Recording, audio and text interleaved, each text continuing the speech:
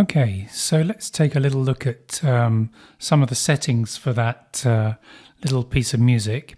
It was kind of semi-improvised using the phrase pads, and then also setting some of the functions in the left hand and in the right hand in a particular way, which enabled me to kind of improvise the music without having to be tied to an accompaniment pattern and so forth. So first of all, let's take a look at the phrase pads. There are 4 phrase pads per set, and you've got 25 sets within the keyboard, and I was just using one of those sets. First of all, there was a bass sequence or a little pattern, 1 bars that went like this.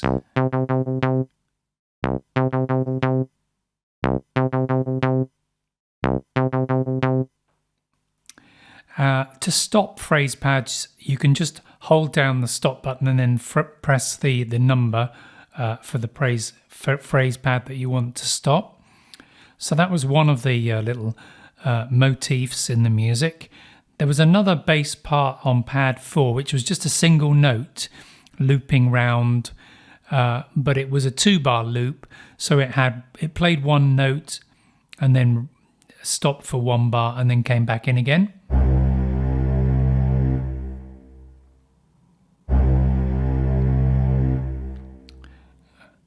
And so on. And both of those parts responded to the chords that I played in my left hand. In my left hand, there was a flute tone set up. This jazz flute tone 322, and I transposed it so it wasn't too low and in a more kind of natural range and register for the flutes. I also muted the parts that the keyboard normally creates when you press a chord. Even if you haven't got the accompaniment pattern running, it'll generate a chord to kind of show you what chord it will play once the accompaniment begins. But I muted all of those parts, so we're just hearing the flutes.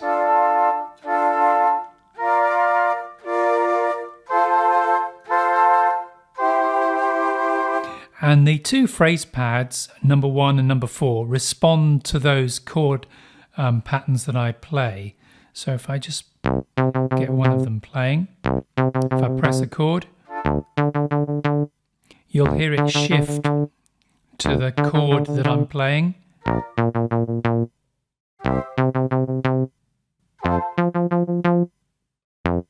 And the other part.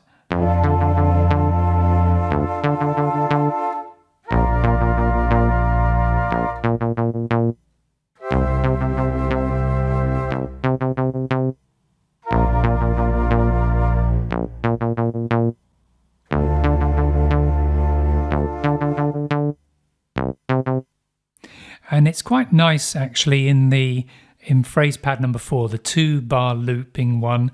It doesn't always correspond to the harmonies. It takes a bar to kind of catch up, but that adds quite some nice tension into the music. The middle 2 phrase pads don't respond to the chords that I play in my left hand. They are just drones. And this one.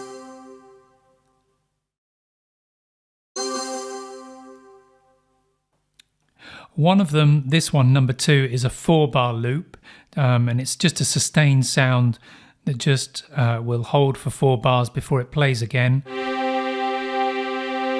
But it doesn't respond to the left hand at all. So I can play chords.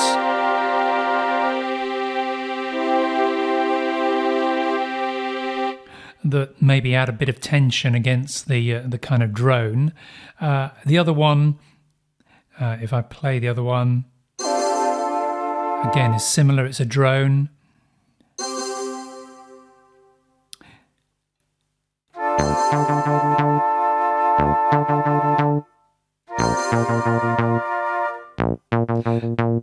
And number 3 is a 2-bar loop, number 2 is a 4-bar loop.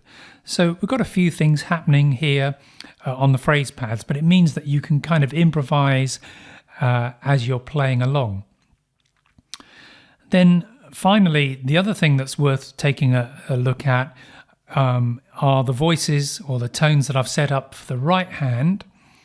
I'm just going to get rid of the split here. First of all, I've got an electric piano tone, number 32, on the upper tone layer number 2, and that's layered with 392 velocity sine wave lead, which sounds like this.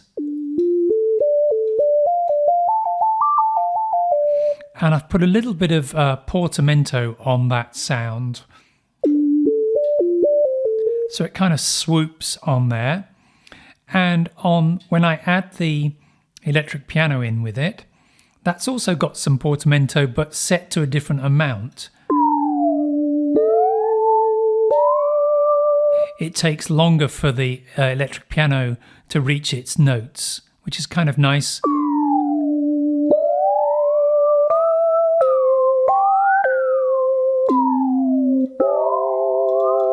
And I also transposed it up 1 octave as well, so that it stands out against the synth lead. Then there's one more thing that I did, and that was I just programmed a very simple electronic kind of drum beat to go along with the track. And because the accompaniment section and the phrase pads kind of work independently, you've got a stop button here and you've got a stop button here. If you want everything to stop at the same time, you've got to press the stop, both those stop buttons. But it also means when I started the piece, I can start it without the drum track going.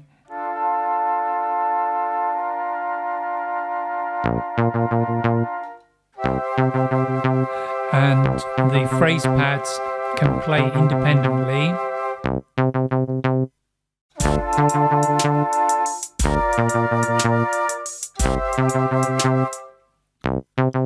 If you want to synchronize the two together, you have to hold down the sync start button and then press the phrase pads that you want to be synchronized to that pattern to start at the same time, like this.